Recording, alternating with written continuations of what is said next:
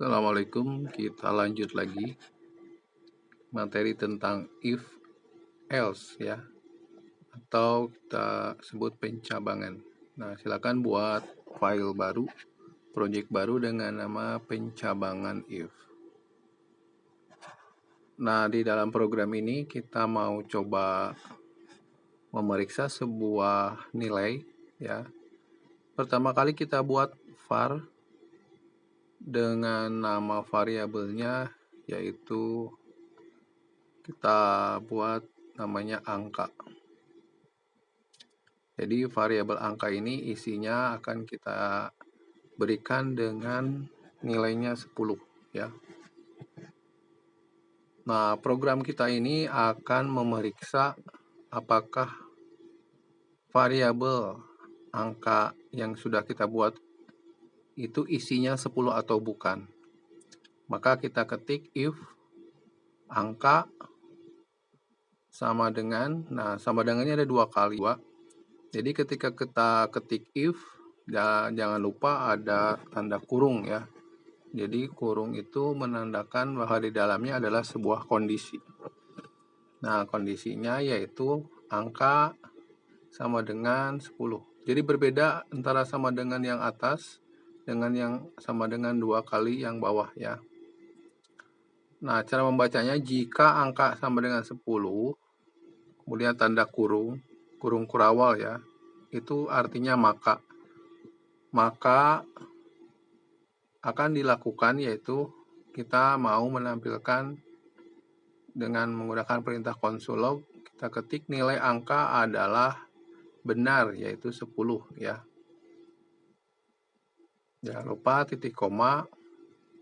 Ini menandakan bahwa kita mau memeriksa apakah nilai dari angka adalah 10 atau bukan ya. Nah, kita coba run programnya. Nah, hasilnya akan ditampilkan nilai angka adalah benar 10. Kenapa? Karena variabelnya kita isi adalah 10 tadi. Sekarang kalau kita isi 100, kita run lagi, maka tidak akan terjadi atau tidak akan ditampilkan apa-apa ya, karena setelah tanda kurung kurawal itu tidak dikerjakan. Jadi kita mau coba bagaimana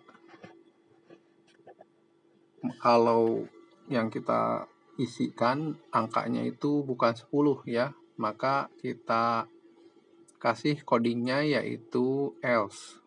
Jadi else itu fungsinya untuk memeriksa jika kondisi yang kita periksa bernilai salah, itu else. Sedangkan if adalah memeriksa apakah kondisinya benar. Jadi kalau benar akan ditampilkan angka adalah benar 10.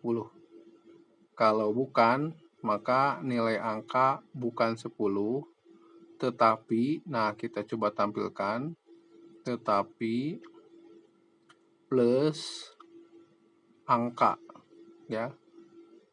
Nah, tadi kita coba angkanya 100,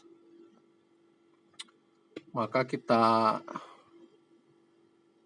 akan lihat tampilkan angkanya berapa. Nah, kita coba run.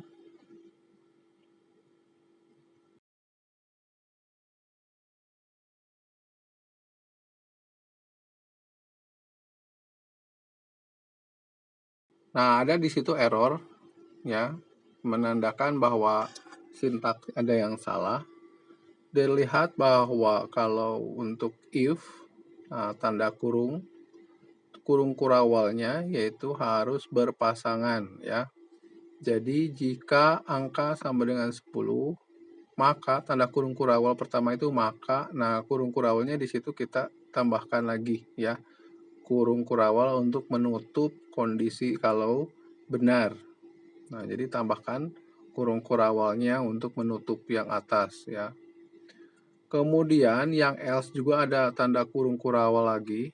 Jadi jangan lupa cara menulis untuk benar setelah if itu tanda kurungnya. Nah, yang bawah kita hapus ya karena tidak ada pasangannya. Jadi pasangan kurung kurawalnya yang atas 2, yang bawah juga setelah else ada 2. Kalau kita run programnya, ya, kalau kita ketik 10, maka nilai angka adalah benar, 10. Dan jika kita ketik 100, maka akan muncul 100. Contoh kedua, sekarang kita buat file baru ya.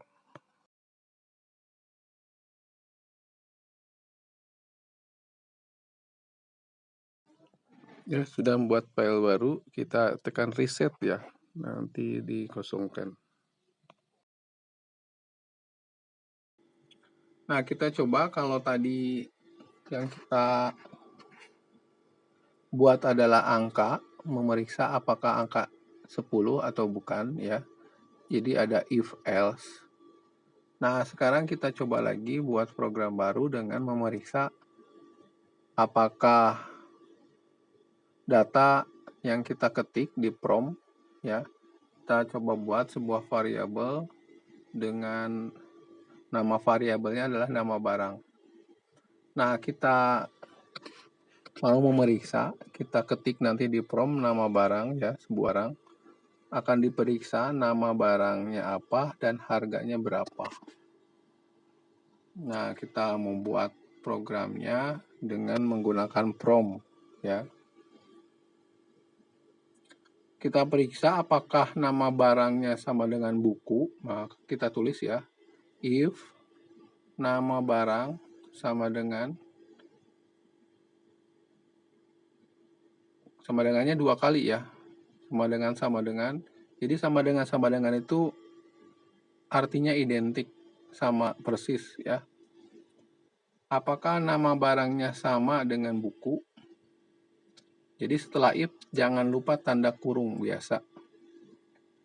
Kalau iya, maka itu artinya dari tanda kurung kurawal yang pertama itu maka.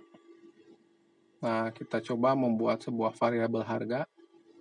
Kita tentukan nama barang buku itu harganya adalah, maka kita ketik harganya adalah 5.000. Ini kita contohkan bahwa kalau nama barang yang kita ketik buku, maka harganya adalah 5.000. Nah, seperti itu pengetikannya. Jadi ada tanda kurung ya. Kurung kurawalnya ditutup. Else. Nah, else itu kalau nama barangnya bukan buku.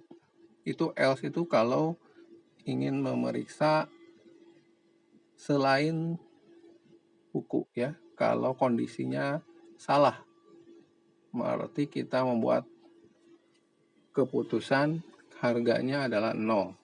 Jadi kita mau bikin sebuah program memeriksa hanya nama barang buku yang ada harganya 5.000. Selain itu maka tidak ada harganya. Nah, kita tampilkan. Kita ketik konsul ya. Nah, ini ada salah v konsul titik log. Itu maksudnya adalah menampilkan nama barangnya dulu kita tampilkan. Jadi nama barang yang kita ketik apa? Nama barang adalah, nah kita tambahkan plus nama barang. Kemudian kita tampilkan harganya ya. Konsul titik log. Nah, harganya berapa? Kita tulis harga barangnya. Nah, jangan lupa tanda kutip ya kalau mau menampilkan tulisan tanda kutipnya. Harganya adalah, nah kita gabung plus, kita tampilkan harga. Jangan lupa titik koma ya.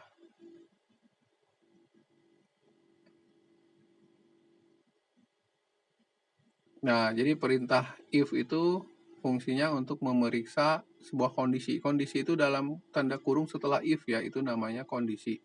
Misal harga barang sama dengan buku. Nah, itu yang disebut dengan kondisi.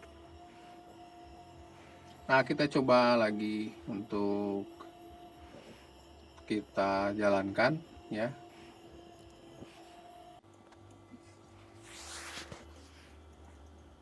Akan muncul masukkan sebuah nama barang. Nah, kita ketik buku. Kita okekan ya. Maka akan muncul kesimpulannya nama barang adalah buku. Harganya adalah 5.000. Nah, kalau kita masukkan lagi pensil, maka pensil itu tidak diperiksa. Jadi kondisinya salah, maka yang akan dikerjakan adalah setelah else, yaitu harganya adalah 0 ya. Jadi begitu untuk perintah if ya, untuk memeriksa sebuah kondisi ya, nilainya betul atau salah. Nah, silakan